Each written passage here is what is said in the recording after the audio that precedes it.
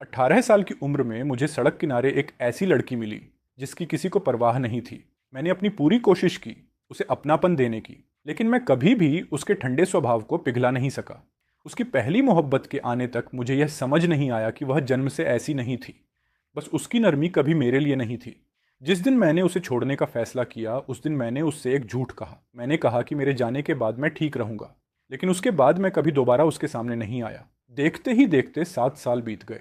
हम अचानक एक फिल्म सेट पर फिर से टकरा गए। वह अब एक टॉप एक्ट्रेस थी। उसने मेरा हाथ पकड़ लिया और अभिनेता से कहा, जाकर उसे बचाओ। फिर मेरी तरफ देख कर पूछा, आखिर तुम इतने साल कहाँ थे? मैं अचानक इतना घबरा गया कि मेरी हथेलियों में ठंडा पसीना आ गया। खुद को शांत करने के बाद मैंने देखा कि बाई निंग मेरे ठीक पीछे खड़ी थी, मुश्किल से 1 मीटर की दूरी पर। अगर मैं थोड़ा भी मुड़ता तो सीधे उससे टकरा जाता। बाई टीचर, अगला सीन पुराने प्रेमियों के दोबारा मिलने का भावनात्मक चरम हिस्सा है। कृपया बिछड़ने के बाद भी बाकी रह गए लगाव और झिझक को दिखाइए। निंगडिंग ने हल्की सी निराशा भरी आवाज निकाली। लगाव? मुझे नहीं लगता यह सही है। वह पहले ही एक्स बॉयफ्रेंड है, अब उसमें लगाव जैसी कोई बात नहीं बचती। उसकी आवाज आज भी वैसी ही ठंडी और बेरुखी भरी थी जैसी 7 साल पहले थी। 18 साल की उम्र में मेरी जवानी के दिनों में वही आवाज मुझे प्यार से श्याओयू कहकर पुकारती थी। पीछे बातचीत चलती रही। डायरेक्टर क्या कह रहा था मैं एक शब्द भी नहीं सुन पाया। मेरे कानों में सिर्फ स्क्रिप्ट पढ़ती हुई बाई निंग की आवाज गूंज रही थी। एक छोड़ी हुई मूली की तरह मैं मन ही मन ठान चुका था कि उसे पहचानने से इनकार कर दूंगा। मैंने सोचा यह भावनात्मक सीन खत्म होते ही हम दोनों हमेशा के लिए अपनी अपनी राह चले जाएंगे। तभी अचानक एक सहकर्मी ने जोर से मेरा नाम पुकारा, शियाओ यू। प्रॉप मिल गया क्या? मेरे पीछे की हवा अचानक मौत जैसी खामोशी में बदल गई। मैंने प्रॉप उठाया और तुरंत सेट से भाग गया। वह मेरे पीछे नहीं आई। मैंने खुद को दिलासा दिया कि शायद उसने सुना ही नहीं होगा, और अगर सुन भी लिया होगा तो उसे कोई फर्क नहीं पड़ा होगा। ब्रेक के दौरान मैंने अपने सहकर्मी से गंभीरता से कहा, अगली बार मुझे शियाओ फांग कहकर बुलाना, शियाओ यू मत कहना। उसने हैरानी से पूछा, क्यों? शियाओ यू नाम तो बहुत अच्छा लगता है। मैंने जवाब दिया, शियाओ फांग ज्यादा प्रोफेशनल लगता है। वह मुस्कुराकर बोला, ठीक है शियाओ फांग। ये मेरा डायरेक्टर असिस्टेंट के रूप में पहला फिल्म प्रोजेक्ट था। इस प्रोजेक्ट में शामिल होने से पहले ही मुझे पता था कि मुख्य अभिनेत्री बाई निंग थी। वह एक टॉप स्टार फैमिली की बेटी थी और मनोरंजन जगत के आधे से ज्यादा बेहतरीन संसाधनों तक उसकी पहुंच थी। उसके पास सिर्फ मजबूत बैकग्राउंड ही नहीं बल्कि शानदार अभिनय क्षमता भी थी। मात्र 25 साल की उम्र में उसने बेस्ट एक्ट्रेस का खिताब जीत लिया था, और संयोग से मैं वही पहली मोहब्बत था जिसे उसने अपनी जवानी के दिनों में दिल में छिपा कर रखा था। इस प्रोजेक्ट में शामिल होने को लेकर मैंने कई बार हिचकिचाहट महसूस की, लेकिन आखिरकार मैं इतना अच्छा अवसर छोड़ नहीं सका। मैंने मन ही मन कसम खाई कि चाहे कुछ भी हो जाए मैं उसे अपनी पहचान नहीं बताने दूंगा। अगर मेरी असली पहचान सामने आ गई तो मेरा करियर पूरी तरह खत्म हो जाएगा। 7 साल पहले हमारा ब्रेकअप बहुत बुरी तरह हुआ था। उस ब्रेकअप लेटर में मैंने लिखा था, मुझे शुरू से पता था कि तुम एक स्टार फैमिली की बेटी हो। मैं सिर्फ तुम्हारे परिवार के संबंधों का फ़ायदा उठाना चाहता था। मैंने तुमसे कभी प्यार नहीं किया। मुझे सड़क छाप लड़कियां पसंद नहीं हैं। मुझे तो नरम और समझदार लड़कियां पसंद हैं। आगे की ज़िंदगी में हमें दोबारा कभी मिलने की ज़रूरत नहीं है। उस चिट्ठी के शब्द जितने निर्दयी और बेपरवाह थे, मेरा जाना उतना ही दर्दनाक और शर्मनाक था। मुझे नहीं पता कि वह चिट्ठी पढ़ने के बाद बाई निंग ने क्या महसूस किया होगा, लेकिन मैं उसके स्वभाव को अच्छी तरह जानता था। वह बदला लेना कभी नहीं भूलती थी। अगर उसे मुझसे बदला लेने का मौका मिल गया तो मेरा करियर शायद पूरी तरह बर्बाद हो जाता। बाई निंग असल जिंदगी में स्क्रीन से भी ज्यादा खूबसूरत थी। उसके जीन सचमुच बहुत मजबूत थे। आखिर उसके मॉम और डैड दोनों ही कभी बेस्ट एक्टर और बेस्ट एक्ट्रेस रह चुके थे। उनके रूप रंग सामान्य लोगों से कहीं ऊपर थे।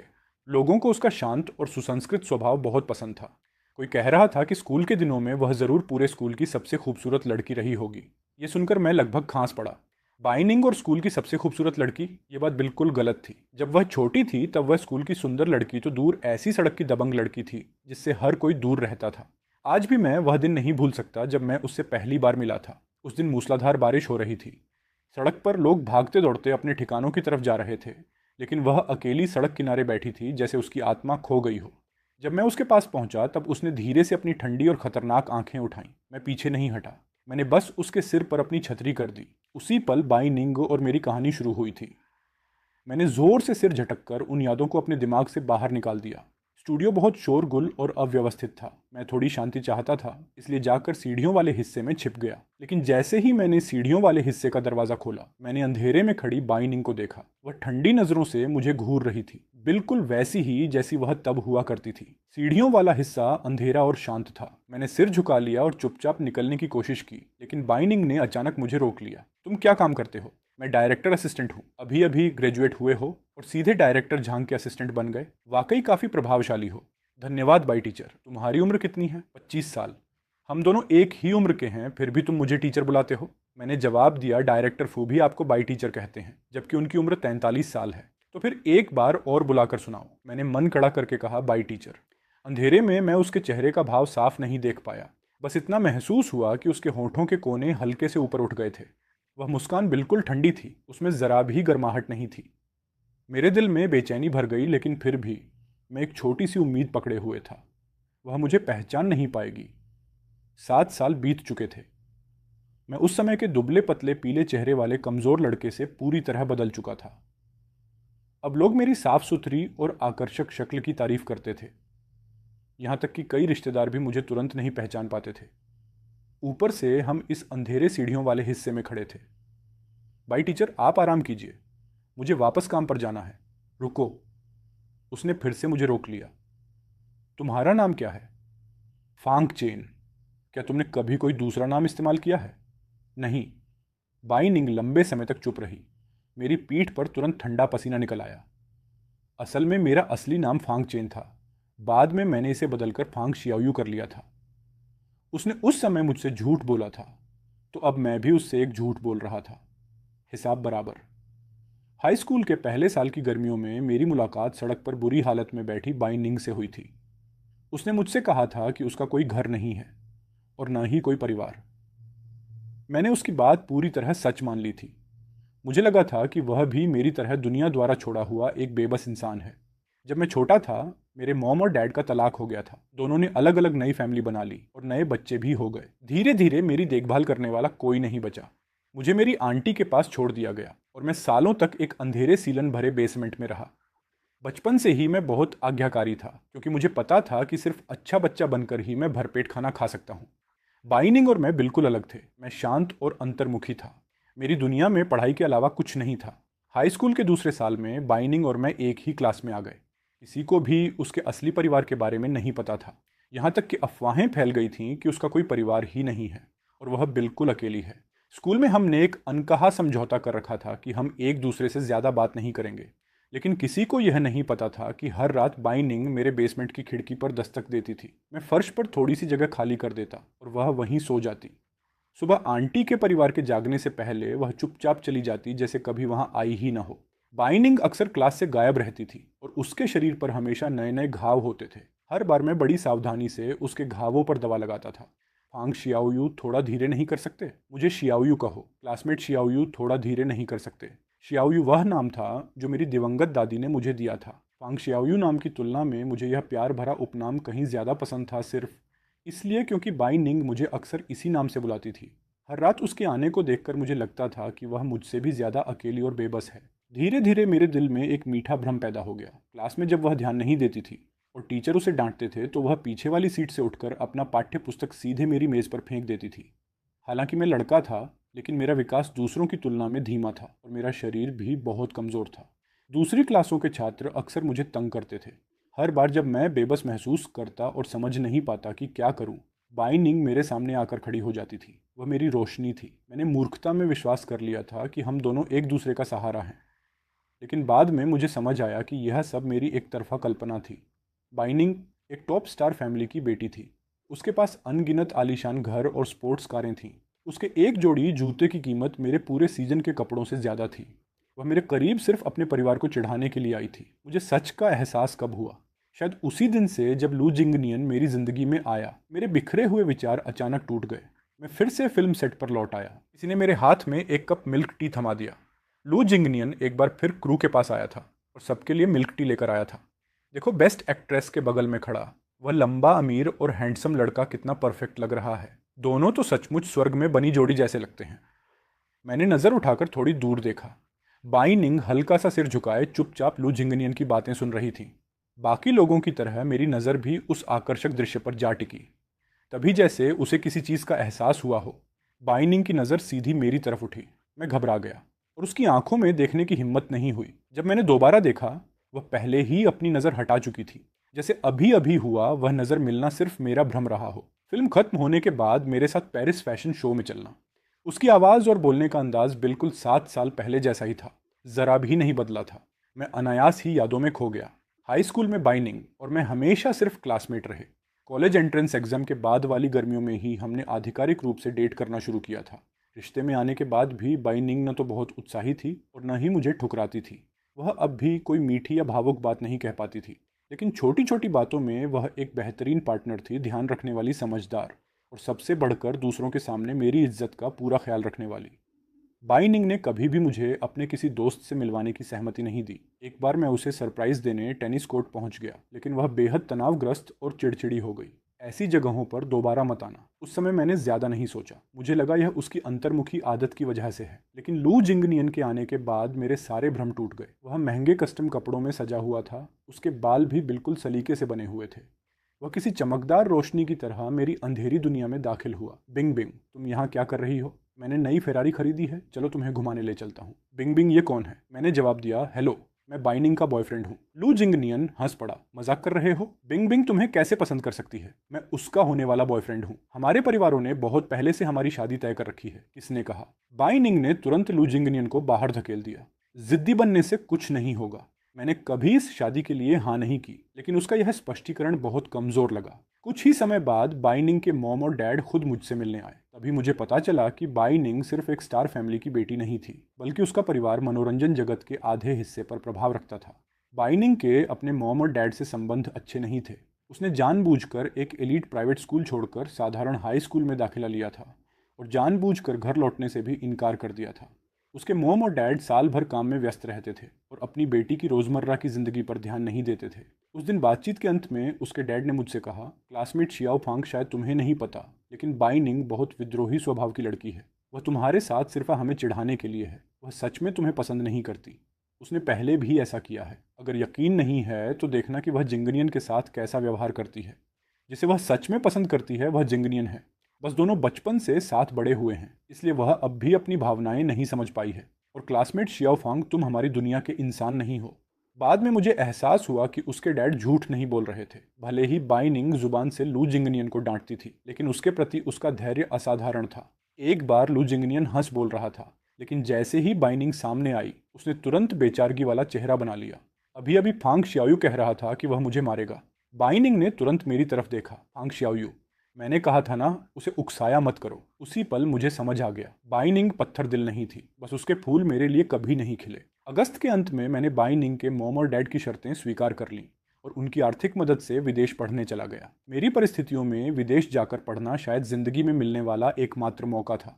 जिस दिन मैं जा रहा था मैंने बाइनिंग से कहा, मुझे चॉकलेट खरीदनी है। आदत के मुताबिक उसने तुरंत अपना वॉलेट निकाल लिया, सबसे महंगी वाली खरीदना। लेकिन मैंने वॉलेट नहीं लिया। तुम्हारे पैसे नहीं चाहिए, मैं अब भी जाता हूँ और वापस आ जाता हूँ। मैं तुम्हारा इंतजार करूंगी। लेकिन उसके बाद मैं कभी वापस नहीं लौटा। बाइनिंग की मांग के अनुसार मैंने एक बेहद कड़वा ब्रेकअप लेटर छोड़ दिया ताकि उसकी सारी उम्मीदें पूरी तरह खत्म हो जाएं। सिर्फ 3 महीने चली। वह पहली मोहब्बत शरद ऋतु के आते ही चुपचाप समाप्त हो गई। मैंने अपना नाम बदल लिया और हाई स्कूल के सभी क्लासमेट्स से संपर्क तोड़ दिया। पहले मैं बहुत साधारण और अनदेखा रहने वाला इंसान था, यहाँ तक कि अक्सर क्लासमेट्स द्वारा तंग भी किया जाता था। विदेश में पढ़ने का यह मौका मैंने बहुत मेहनत से पाया था। मैंने एक्सरसाइज करना शुरू किया, अपने पहनावे पर ध्यान देना शुरू किया। मेरा नाम भी बदल गया और रूप भी। ऊपर से बाइनिंग ने भी जानबूझकर बहुत सी बातें छिपा रखी थीं, इसलिए उसके लिए मुझे ढूंढ पाना लगभग असंभव था। उसकी नज़र में मैं शायद मर चुका था, लेकिन मुझे अक्सर बाइनिंग की खबरें मिलती रहती थीं। मेरे जाने के बाद उसने 1 साल दोबारा तैयारी की, फिर बीजिंग फिल्म एकेडमी में दाखिला लिया और एंटरटेनमेंट इंडस्ट्री में डेब्यू कर दिया। कैमरे के सामने वह खुली और ईमानदार मुस्कान वाली बेहद सौम्य और आकर्षक दिखाई देती थी। उसके दिल जीत लेने वाले मुस्कुराते चेहरे में उसके पुराने रूप की जरा सी भी झलक नहीं बची थी। मुझे लगता है कि लोग बदल जाते हैं, मैं भी बदल गया हूँ। पूरे दिन की मेहनत के बाद मैं थककर चूर हो गया था। शरीर का हर हिस्सा दर्द कर रहा था, लेकिन मेरा क्लासमेट अभी भी ऊर्जा से भरा हुआ था। मैं ये फोटो सेव करने वाला हूँ। क्या हुआ? बाइनिंग की नई कैंडिड फोटो ट्रेंड कर रही है। ये फोटो कमाल की है। मैंने झुक कर देखा। एक तस्वीर तेजी से फैल रही थी। ये वही सीन है जहाँ बाइनिंग अपने एक्स से मिलती है। उसके चेहरे का एक्सप्रेशन देखो, बिल्कुल कमाल है। बाइनिंग ने किरदार में जान डाल दी है। तस्वीर में बाइनिंग शांति से आगे देख रही थी। उसकी मुद्रा बेहद सुंदर और शालीन थी, लेकिन उसकी आंखों की गहराई में एक लाल आग जल रही थी, बेकाबू और उग्र। मेरा दिल और तेज तब धड़कने लगा जब मैंने फोटो के किनारे धुंधले बैकग्राउंड को देखा। वह उसी दिशा में देख रही थी जहां मैं खड़ा था। अगले दिन शूटिंग जारी रही। मेल लीड को कुछ परेशानी हो गई थी और उसे हॉस्पिटल जाना पड़ा। यह मेल और फीमेल लीड का एक महत्वपूर्ण सीन था, इसलिए कोई भी देरी बर्दाश्त नहीं की जा सकती थी। डायरेक्टर बेहद परेशान था और आखिरकार उसने पहले एक स्टैंड इन ढूंढकर बाइनिंग के हिस्से की शूटिंग करने का फैसला किया, लेकिन बाइनिंग ने कहा कि वह स्टैंड इन खुद चुनेगी। मैं भीड़ के किनारे खड़ा था, तभी बाइनिंग की नज़र मुझ पर आकर रुकी। मैं व्यस्त था, लेकिन डायरेक्टर को कोई आपत्ति नहीं हुई। उसने तुरंत कहा, जल्दी जाओ और मेल लीड के कपड़े पहन कर आओ। मुझे सिर्फ पीठ दिखानी थी, लेकिन किसी गलती से बचने के लिए मेकअप आर्टिस्ट ने मेरा मेकअप भी कर दिया। जब मैं बाइनिंग के सामने खड़ा हुआ तो वह एक पल के लिए ठिठक गई। नर्वस हो? उसने पूछा। मैंने कभी एक्टिंग नहीं की। तुम्हें एक्टिंग करने की जरूरत नहीं है, बस सुनना है। वह कुछ पल रुकी और फिर बोली, आराम से रहो। अगर तुम नर्वस रहोगे तो तुम्हारा शरीर सख्त हो जाएगा और शॉट नकली लगेगा। ठीक है, गहरी सांस लो, इससे शांत हो जाओगे। धन्यवाद बाय टीचर। वह कुछ पल चुप रही। अभी कैमरा मेरी तरफ होगा, बस मेरी लाइनें सुनना। फिर उसने मेरी तरफ देखा। और क्या? मैं चुप रहा। और मेरी चॉकलेट? उसकी आवाज़ रुक गई। उसकी आंखों में ऐसा तूफान उमड़ रहा था जो 7 साल पहले से भी ज्यादा भयानक था। उसने धीरे से अपना हाथ बढ़ाया। शियाओयू 7 साल हो गए। अब तक तो चॉकलेट खरीद कर वापस आ जाना चाहिए था। मेरा पहला ख्याल था मैं गया काम से। बाइनिंग शायद मुझे बहुत पहले ही पहचान चुकी थी। संयोग से यह वही सीन था जिसमें फीमेल लीड लंबे बिछड़ने के बाद मेल लीड के सामने अपना दिल खोलती है। एक पल के लिए मुझे लगा कि ये संवाद नहीं बल्कि वे बातें थीं जो वह सचमुच मुझसे कहना चाहती थी। लेकिन ऐसा कैसे हो सकता था? असली बाइनिंग ने तो मुझसे कभी ऐसी बातें भी नहीं कही थी। सीन खत्म होने के बाद डायरेक्टर ने मुझे अंगूठा दिखाया। फांग, तुम्हारे अंदर एक्टिंग का टैलेंट है। अभी तुम्हारा एक्सप्रेशन बिल्कुल परफेक्ट था। शायद इसलिए क्योंकि हम दोनों सिर्फ खुद बने हुए थे। अगले कई सीनों में बाइनिंग ने खास तौर पर मुझे ही अपने साथ काम करने के लिए चुना। मेरा सिर घूमने लगा। बाइनिंग से इतने सारे हित जुड़े हुए थे कि डायरेक्टर भी उसे नाराज करने की हिम्मत नहीं करता था। अगर यह बदला नहीं था तो और क्या था? मुझे अचानक असिस्टेंट से प्रमोट करके असिस्टेंट डायरेक्टर बना दिया गया, और वह भी बाइनिंग का एक्सक्लूसिव असिस्टेंट डायरेक्टर। मुझे दिन के 18 घंटे उसके इर्द गिर्द घूमना पड़ता था, लेकिन मैं सिर्फ असिस्टेंट डायरेक्टर का काम नहीं करता था। उदाहरण के लिए, जब क्रू को भारी प्रॉप्स उठाने होते, मैं आस्तीन चढ़ाकर मदद करने जाता, तभी बाइनिंग मुझे रोक लेती। जाओ, मेरे लिए 1 कप मिल्क टी लेकर आओ। सिर्फ मिल्क टी ही नहीं, वह ढेर सारे स्नैक्स भी मंगवाती थी। जबकि डिलीवरी उपलब्ध थी, फिर भी वह जिद करती कि मैं खुद जाकर लेकर आऊं। लेकिन सच कहूं तो मेरे क्लासमेट मुझसे जलते थे, क्योंकि मुझे बाहर घूमने का मौका मिल जाता था। लेकिन जब मैं स्नैक्स वापस लाता, तब तक बाइनिंग का मन बदल चुका होता और वह उन्हें खाना ही नहीं चाहती। बाइनिंग के साथ 1 हफ्ता काम करने के बाद मेरा वजन बढ़ गया। आखिरकार मेरे क्लासमेट भी हैरान हो गए। क्या वह जानबूझकर तुम्हारे लिए स्नैक्स खरीदती है? असंभव। लेकिन वह तुम्हें बहुत ज़्यादा छूट देती है। बाइनिंग बहुत सख्त है। इस प्रोजेक्ट में कई कंपनियों का निवेश है और पहले वाले असिस्टेंट डायरेक्टर्स को उसने खूब डांटा था, लेकिन उसने तुम्हें कभी नहीं डांटा। ऐसा नहीं है, वह मेरे साथ भी काफ़ी सख्त है। मैंने तुरंत इनकार कर दिया। सेठ की गॉसिप आखिरकार लू जिंगनियन के कानों तक पहुंच गई। वह तुरंत सेठ पर आ गया। तो तुम बिंग बिंग के नए असिस्टेंट हो? मैं खुद को रोक नहीं पाया और उसे सुधारा। असिस्टेंट डायरेक्टर, इतनी कम उम्र में? क्या तुम यह काम ठीक से कर भी सकते हो? यंग मास्टर लू, लोगों को सिर्फ उनकी शक्ल देखकर मत आंकिए। लू जिंगनियन कुछ देर तक मुझे घूरता रहा। क्या मैंने तुम्हें कहीं पहले नहीं देखा? शायद आपने किसी और को देखा होगा। मुझे उससे बात करने में कोई दिलचस्पी नहीं थी, इसलिए मैं फिर से अपने काम के रिकॉर्ड व्यवस्थित करने लगा। लू जिंगनियन ने तिरस्कार से नाक सिकोड़ ली। मैंने फिल्म सेट्स पर तुम्हारे जैसे बहुत लोगों को देखा है। सिर्फ इसीलिए कि बिंग बिंग तुम्हें महत्व देती है, यह मत समझना कि तुम्हें ऊपर चढ़ने का मौका मिल गया है। मैं तुम्हें सलाह देता हूं कि अपनी औकात पहचानो, नहीं तो बाद में रोने का भी मौका नहीं मिलेगा। आप कहना क्या चाहते हैं? तुम थोड़े बहुत बाइनिंग के एक्स बॉयफ्रेंड जैसे दिखते हो। यह कहकर लू जिंगनियन मेरे चेहरे का भाव देखने लगा। उसे लगा होगा कि मैं चौंक जाऊंगा या परेशान हो जाऊंगा, लेकिन मैंने उल्टा उसे हैरानी से देखा। तो क्या हुआ? वह तुम्हें सिर्फ एक विकल्प की तरह देखती है। ऐसा नहीं है कि वह तुम्हें बहुत महत्व देती है। बिंग बिंग उस आदमी से नफरत करती है। ज्यादा घमंड मत करो। मैंने अपना काम नीचे रखा और मुस्कुराकर कहा, अगर वह उससे इतनी नफरत करती है तो फिर उसके जैसा विकल्प क्यों ढूंढ रही है? यह तो खुद ही विरोधाभास है। लू जिंगनियन के पास इसका कोई जवाब नहीं था। उसके जाने के बाद भी मेरा मन शांत नहीं हो पाया। बाइनिंग मुझसे नफरत करती है, जैसा मैंने सोचा था शायद सच यही था। उसी शाम बाइनिंग ने अचानक मुझे मैसेज भेजकर दवा लाने को कहा। फीमेल लीड को नाराज न करने के सिद्धांत पर चलते हुए मैं दवा खरीदकर उसके पास पहुंचा। मुझे लगा वह बस मुझे परेशान कर रही है, लेकिन वह सच में बीमार थी। उसके माथे पर बड़े बड़े पसीने के कतरे थे। अजीब बात थी, बाइनिंग को पहले कभी पेट की समस्या नहीं होती थी। क्या हुआ तुम्हें? पेट दर्द। तुम्हारा असिस्टेंट कहाँ है? शहर गया है, समय पर वापस नहीं आ पाएगा। तुम्हारे पेट को क्या हुआ? कई सालों से ठीक से खाना नहीं खाया। क्यों? उसने आधी खुली आंखों से मुझे देखा। मेरे लिए खाना बचाकर रखने वाला कोई नहीं था। उसकी बात सुनकर मुझे पुराने दिन याद आ गए। जब बाई निंग मेरे कमरे की फर्श पर सोने आती थी, मैं हमेशा उसके लिए खाना बचाकर रखता था। जब तक मैं होमवर्क खत्म करता वह सब खा चुकी होती थी। उसका स्वभाव आज भी वैसा ही था। मैंने देखा कि मेज़ पर ढेर सारे गर्म व्यंजन रखे हुए थे। अब भी आए हैं, लेकिन पेट इतना दर्द कर रहा है कि खा नहीं सकती। कितनी बर्बादी है। हर दिन क्रू का बॉक्स खाना खाकर ऊब गई हूँ। उसने लापरवाही से कहा, तुम खा लो, नहीं तो बर्बाद हो जाएगा। अगर नहीं खाना तो मेरी तरफ से फेंक देना। मैंने नई चॉपस्टिक्स खोली और मेज़ पर बैठ गया। मैं चुपचाप खाने लगा और कमरा भी शांत था। मुझे लगा बाइनिंग सो गई है, लेकिन जब मैंने सिर घुमाया तो देखा वह मुझे देख रही थी।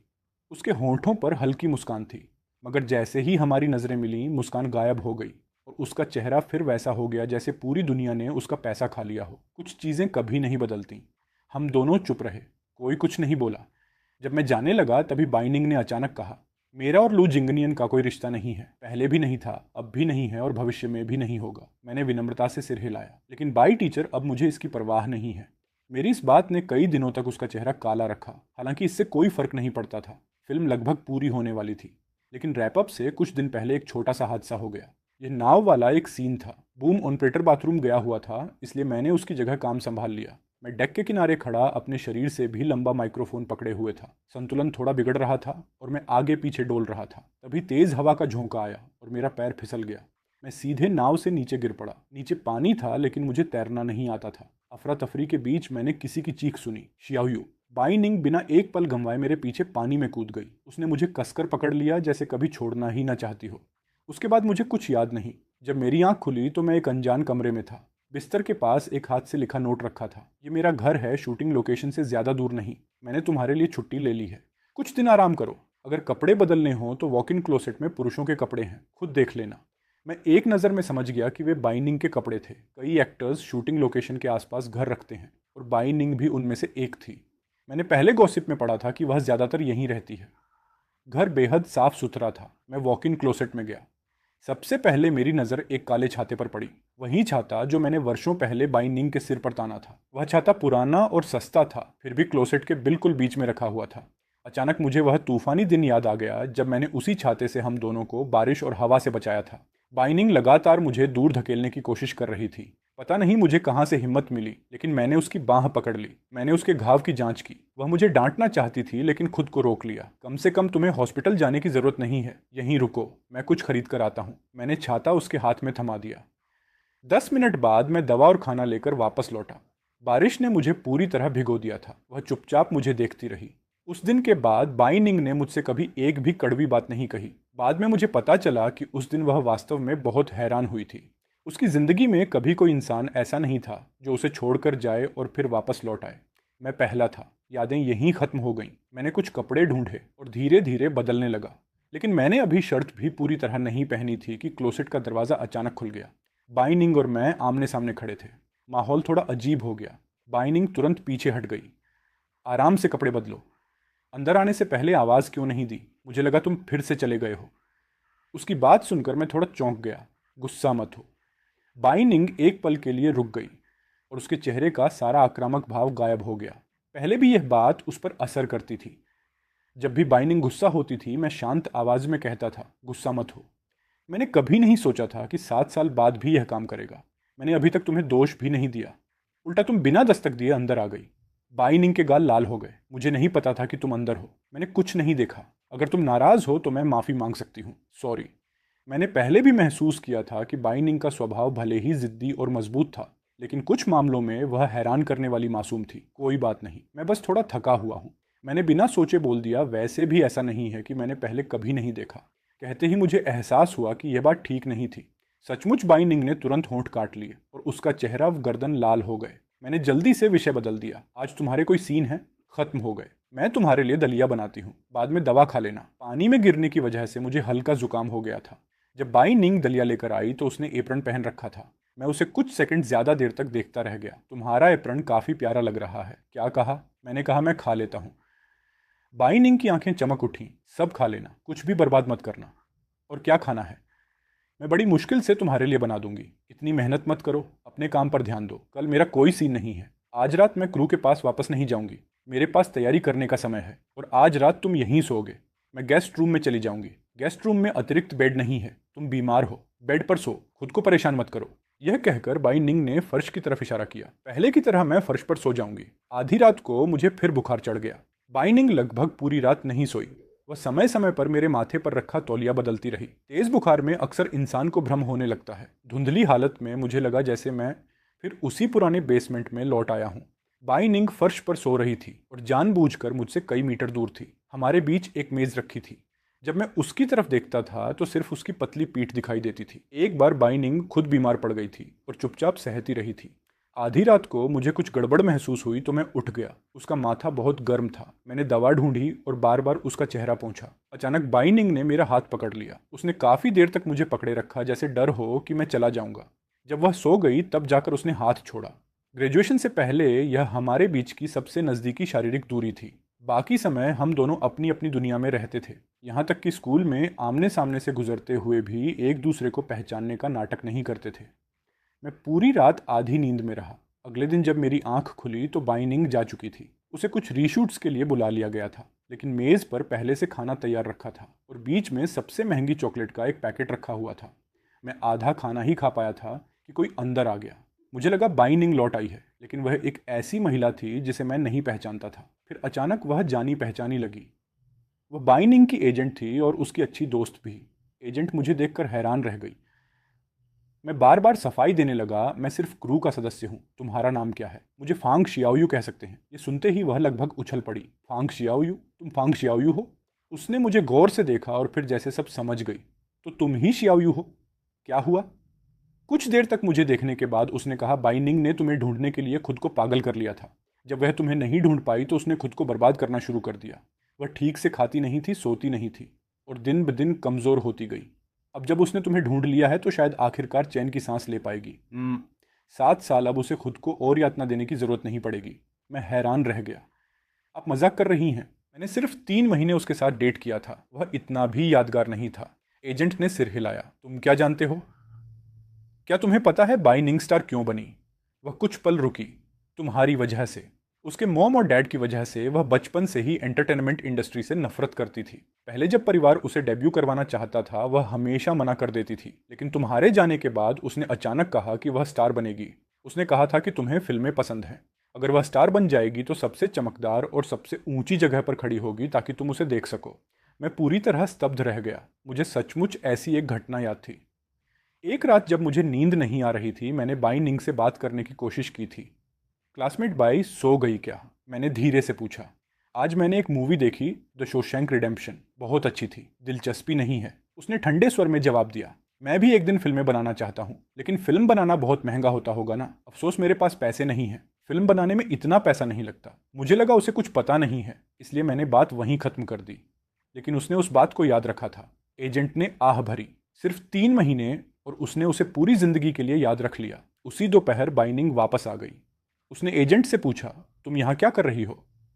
फिल्म लगभग खत्म होने वाली है, मैं थोड़ी व्यवस्था करने आई थी। मुझे तुम्हारी ज़रूरत नहीं है, जाओ, और मैं कुछ समय आराम करने वाली हूँ। मेरे लिए कोई पब्लिक अपीयरेंस मत रखना। एजेंट हंस पड़ी। कितनी बेरहम हो। याद है जब तुम उसे ढूंढ नहीं पा रही थी तो मेरे सामने रोती थी? बाई निंग ने घबराकर उसे बीच में ही रोक दिया। मेरे बॉयफ्रेंड के सामने ऐसी बातें मत करो। मैंने तुरंत सुधार किया। Ex boyfriend. तुमने मुझसे कभी खुद ब्रेकअप नहीं किया, इसलिए वह ब्रेकअप माना ही नहीं जाएगा। मैंने तुम्हें लेटर लिखा था। वह सिर्फ एक लेटर था। मैंने पढ़ा और फेंक दिया। कौन जाने वह सच में तुमने लिखा भी था या नहीं। यह देखकर एजेंट चुपचाप निकल गई। मैंने हैरानी से पूछा, तुमने वह लेटर पढ़ा और तुम्हें गुस्सा नहीं आया? मैंने उसमें लिखा था कि मैं तुम्हारे परिवार के संबंधों का फायदा उठाना चाहता था। बाई निंग ने बिना सोचे जवाब दिया, तुम्हें ऐसा करने की हिम्मत ही नहीं है। और अगर तुमने सच में कुछ किया होता तो क्या मैं खुद खबरें नहीं पढ़ सकती थी? मैं कुछ बोल नहीं पाया। बाई निंग फल धोने चली गई। मैंने फिर कहा, ब्रेकअप के लिए सिर्फ एक इंसान की सहमति काफ़ी होती है। तुम मानो या ना मानो, हमारे बीच सब बहुत पहले खत्म हो चुका है। बाई निंग का शरीर एकदम कठोर हो गया। उसने मुड़कर फांग शियाओयू की तरफ देखा।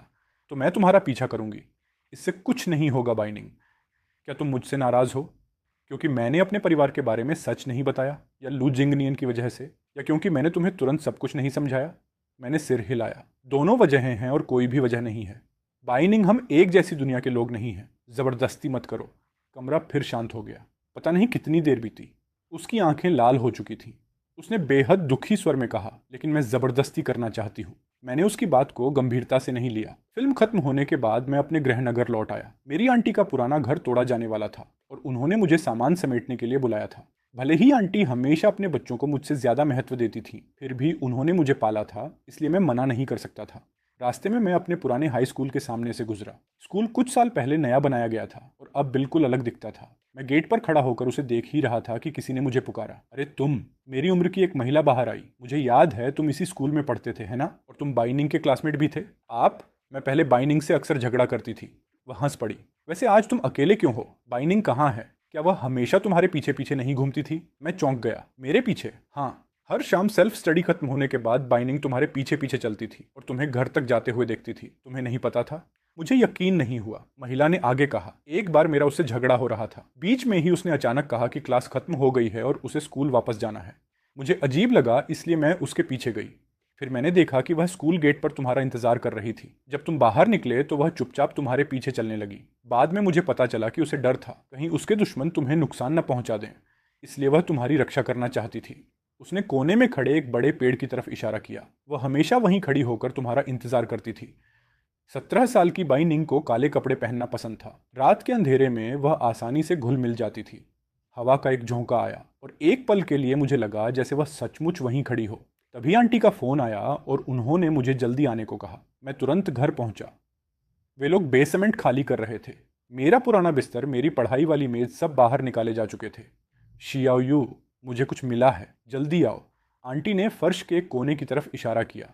वहां जमीन पर एक नाम उकेरा हुआ था। वह मेरा नाम था। क्या यह उसी लड़की ने उकेरा था, वही जो अब सेलिब्रिटी बन गई है? मैं चौंक गया। आपको कैसे पता? वह मुझसे मिलने आई थी। कब? याद है, एक बार मुझे यहाँ कुछ मिला था और मैंने तुम्हें बहुत डांटा था।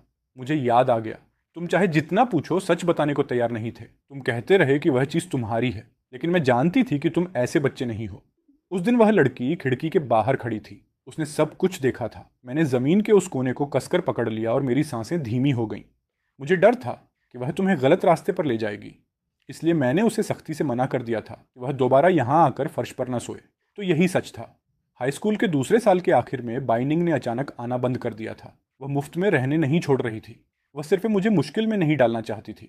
फर्श पर बने वे बेतरतीब निशान इस बात का सबूत थे कि बाइनिंग ने भी अनगिनत रातें जाग कर बिताई थीं। उसने कभी एक शब्द नहीं कहा, लेकिन उसके दिल ने शायद मुझे लाखों बार पुकारा था। घर टूटने से एक दिन पहले मैं एक बार फिर स्कूल के गेट से पैदल घर की ओर चला। परिचित रास्ते के दोनों ओर घने चिनार के पेड़ खड़े थे। चलते चलते मेरी नज़र बेसमेंट की छोटी खिड़की पर पड़ी। जैसे किसी एहसास ने मुझे छुआ हो, मैंने अचानक पीछे मुड़कर देखा। सड़क के उस पार मास्क पहने बाई निंग खड़ी थी। 20 मिनट बाद हम दोनों उस पुराने रेस्टोरेंट में बैठे थे जहां हम अक्सर जाया करते थे। फिल्म की शूटिंग खत्म होने के बाद से मैंने उसके किसी कॉल का जवाब नहीं दिया था, फिर भी उसने मुझे ढूंढ लिया। रेस्टोरेंट के बगल में वही पुराना पुल हॉल था। उसे देखकर मेरे मन में अचानक एक सवाल उठा। उस गर्मी में मैं तुम्हें ढूंढने यहाँ आया था, लेकिन तुमने मुझे इतनी बेरुखी से देखा था। क्या तुम्हें पता है मुझे कितनी चोट पहुंची थी? बाइनिंग कुछ पल के लिए उलझ गई। मैं बेरुखी नहीं दिखा रही थी, मैं सिर्फ डरी हुई थी। उस दिन जिन लोगों से मैं मिलने आई थी वे अच्छे लोग नहीं थे। कुछ औरतें काफ़ी समय से मुझे फंसाने की कोशिश कर रही थीं।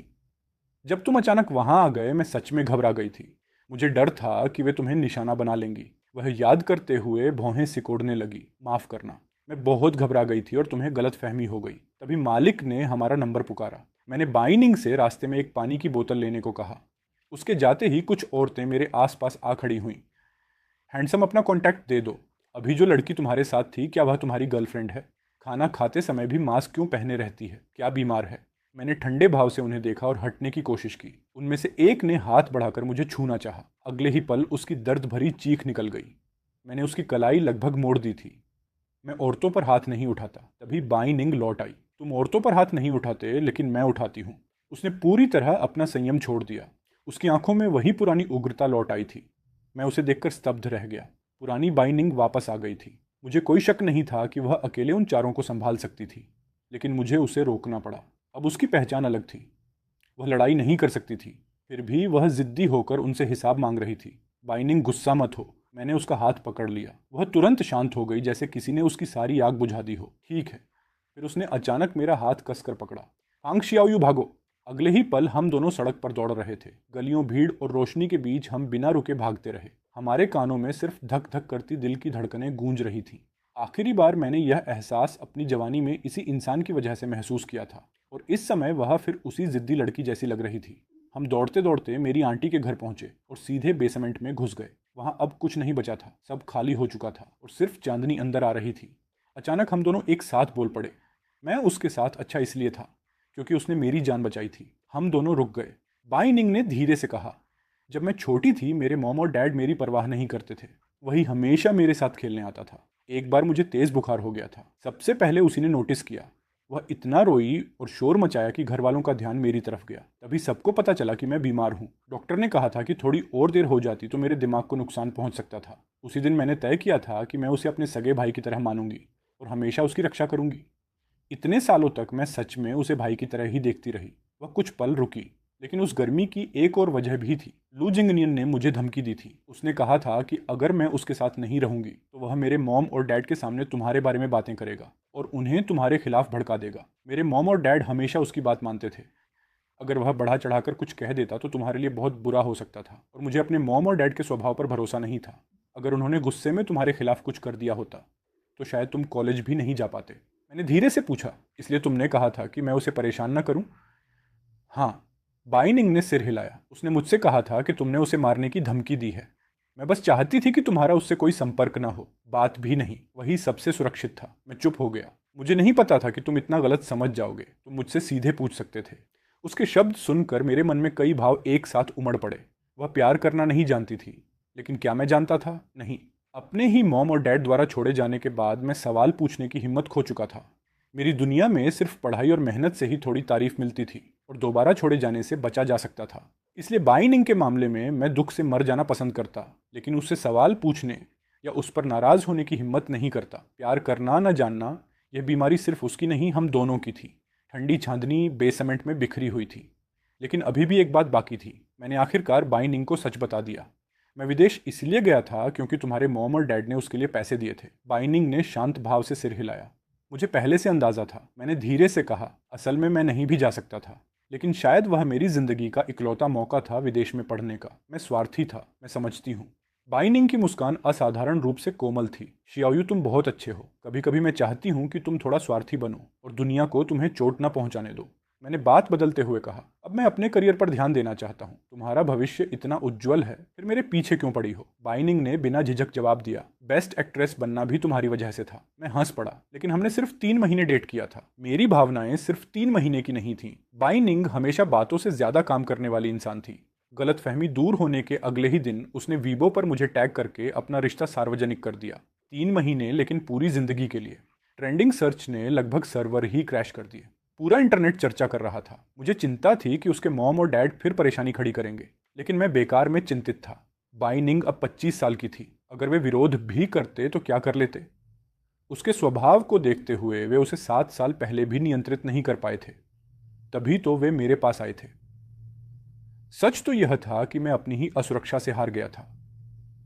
रिश्ता सार्वजनिक होने के बाद एक और नाम ट्रेंड करने लगा। उसी दिन लू जिंगनियन गुस्से में मेरे पास आया। मुझे पहले से लग रहा था कि तुम कहीं देखे हुए हो। तो तुम फांग शियाओयू हो?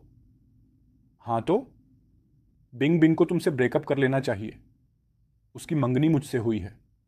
मैं कुछ कहने ही वाला था कि अचानक रुक गया। बाइनिंग उसके पीछे आकर खड़ी हो गई थी। लू जिंगनियन लगातार उकसाता रहा। ऑनलाइन कमेंट्स देखे हैं, सब तुम्हें गोल्ड डिगर कह रहे हैं। अगर नौकरी बचानी है तो अभी उससे ब्रेकअप करो और उसे मुझे वापस दे दो। तभी बाइनिंग की ठंडी आवाज सुनाई दी, तुम्हारे और मेरे बीच ऐसा कौन सा रिश्ता है जिसके बारे में मुझे ही नहीं पता? लू जिंगनियन घबरा गया। बिंग बिंग, अपनी जुबान संभालो। बाइनिंग ने उसे बीच में ही रोक दिया। तुमने कहा था कि मुझे बहन की तरह मानते हो, फिर इस तरह क्यों बात कर रहे हो? मैंने तुम्हें बहुत छूट दी है, लेकिन उसकी भी एक सीमा होती है।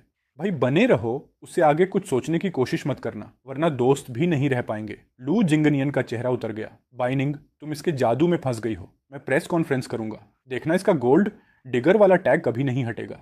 बाइनिंग ने शांत स्वर में कहा, पहली बात, हमारी कोई लिखित सगाई नहीं थी। वह सिर्फ हमारे परिवारों के बीच मजाक में कही गई बात थी, और मैं कई बार सार्वजनिक रूप से इसे नकार चुकी हूँ। दूसरी बात, अगर तुम सच में प्रेस कॉन्फ्रेंस करते हो तो फिर मुझे भी कठोर होना पड़ेगा। लू जिंगनियन फिर बोला, लेकिन यह गरीब लड़का तुम्हारे लायक नहीं है। बाइनिंग ने उसे दया भरी नजर से देखा। गरीब लड़का? तुम यह शब्द बार बार बोलते रहते हो। लू जिंगनियन, क्या तुमने कभी किसी को सच में पसंद किया है? बिल्कुल किया है। मैं तुम्हें पसंद करता हूँ। नहीं, तुम मुझे पसंद नहीं करते। अगर मेरा सरनेम बाई ना होता, अगर मेरे सेलिब्रिटी मॉम और डैड ना होते, अगर मैं सिर्फ एक सड़क का छाप गुंडी होती, तब भी क्या तुम मुझे पसंद करते? लू जिंगनियन एकदम चुप हो गया। उसने शायद कभी इस सवाल के बारे में सोचा ही नहीं था। बाइनिंग आगे बोली, अगर बारिश वाले दिन तुम किसी को सड़क किनारे बैठे देखते, तो क्या उसके सिर पर छाता रखते? शायद नहीं। तुम सिर्फ मेरी पहचान को पसंद करते हो, मुझे नहीं। तुम यह तक स्वीकार नहीं कर सकते कि मैं पहले कैसी थी।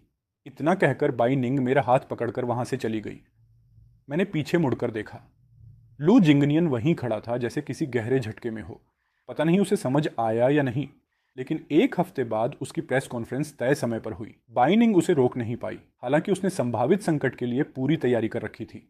मगर प्रेस कॉन्फ्रेंस वैसी नहीं निकली जैसी हमने सोची थी। लू जिंगनियन बेहद सलीके से तैयार होकर कैमरों के सामने आया और बोला, आज मैं एक बात स्पष्ट करना चाहता हूँ। मेरे और बाई निंग के बीच कभी कोई सगाई नहीं हुई थी। पूरा हॉल हैरान रह गया। सब लोग किसी बड़े स्कैंडल की उम्मीद से आए थे। लू जिंगनियन ने आगे कहा, हम दोनों बचपन से एक दूसरे को जानते हैं, क्योंकि हमारे परिवारों के बीच व्यावसायिक संबंध है। लेकिन वह मुझे बड़े भाई की तरह देखती है और मैं उसे छोटी बहन की तरह। सगाई की बात सिर्फ एक अफवाह थी। हमने कभी उसे स्वीकार नहीं किया। फिर वह कुछ पल रुका और बोला, जहाँ तक फांग शियायू की बात है, पूरे हॉल में सन्नाटा छा गया। वह बाई निंग का पहला प्यार है। मैंने सिर्फ उसकी बाहरी स्थिति देखकर उसके बारे में गलत राय बना ली थी। इसके लिए मैं दिल से माफ़ी मांगता हूँ। पल भर में जनमत पूरी तरह बदल गया। इंटरनेट पर लू जिंगनियन के पुराने घमंडी बयान खोज निकाले गए और नई बहस शुरू हो गई। लेकिन अच्छी बात यह थी कि बाई निंग ने जो पीआर की सारी तैयारियां की थी, उनकी कोई ज़रूरत ही नहीं पड़ी। मैं हैरान था। तभी बाई निंग मुस्कुराई। अगर लू जिंगनियन अपना रवैया नहीं बदलता, तो हमारे दोनों परिवारों के बीच कोई व्यावसायिक सहयोग नहीं बचता। अब परिवार में सबसे ज़्यादा अधिकार बाई निंग के पास था। फैमिली कंपनी भी उसके नियंत्रण में आ चुकी थी। व्यावसायिक हितों के कारण लू जिंगनियन को आखिरकार पीछे हटना पड़ा। आधे साल बाद बाई निंग के डैड बीमार पड़ गए और काम संभालने की स्थिति में नहीं रहे। उसकी मॉम ने भी ज़्यादातर सार्वजनिक कार्यक्रम छोड़ दिए ताकि घर पर उनकी देखभाल कर सके। इसके विपरीत बाई निंग का करियर लगातार ऊंचाइयां छूता गया। पूरी सत्ता उसके हाथों में आने के बाद अब घर के बड़े भी उसके किसी फैसले में दखल नहीं दे सकते थे। आज़ाद हो चुकी बाई निंग मानो बिल्कुल बदल गई थी। जो चीज़ें पहले उसके पास नहीं थी, अब वह उन्हें खुलकर दिखाना चाहती थी। उसके वीबो की आधी पोस्ट्स मेरे बारे में होती थी और वह टीवी शोज में भी मेरा जिक्र करती रहती थी। मैं पहले एक सड़क चाप गुंडी थी। मेरे पति ने मुझे अंधेरे से बाहर निकाला और पहली बार रोशनी दिखाई। लेकिन कुछ आदतें कभी नहीं बदली। अगर किसी दिन वह कुछ देर के लिए भी मुझे न ढूंढ पाए, तो घबरा कर हर जगह तलाशने लगती, जैसे डर हो कि मैं फिर से गायब हो जाऊंगा। कभी कभी नींद में भी वह मुझे कसकर पकड़ लेती और बार बार मेरा नाम पुकारती, शियाओयू शियाओयू। दूसरों के सामने वह अब भी ठंडी और दूर रहने वाली बेस्ट एक्ट्रेस थी, लेकिन मेरे सामने वह हमेशा प्यार से लाड करती थी। वह बार बार मेरा नाम पुकारती और मुझे धूल पर उकेरे गए उस नाम की याद आ जाती। 27 साल की उम्र में मैं और बाई निंग फिर अपने पुराने हाई स्कूल लौटे। युवावस्था मौसमों की तरह होती है। एक पीढ़ी गुजरती है, दूसरी आ जाती है। हमेशा कोई ना कोई युवा होता है जो बेचैनी और उलझन से जूझ रहा होता है। पुराने क्लासरूम के बाहर अब भी वही बड़ा चिनार का पेड़ खड़ा था।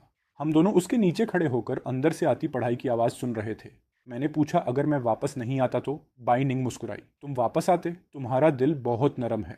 उस बारिश वाले दिन भी तुम वापस आए थे, इसलिए मुझे यकीन था कि इस बार भी लौटोगे। मैं उसकी ज़िंदगी में एकमात्र इंसान था जो उसे छोड़कर गया और फिर वापस लौटा, और अब भी उसके साथ था। हम दोनों क्लासरूम की खिड़की के नीचे खड़े थे। बाई निंग पंजों के बल उठी और हल्के से मुझे चूम लिया। शियाओयू, मैं तुमसे प्यार करती हूँ। हाई स्कूल के दिनों में मैंने एक ऐसी छोटी गुंडी को पाया था जिसे कोई नहीं चाहता था।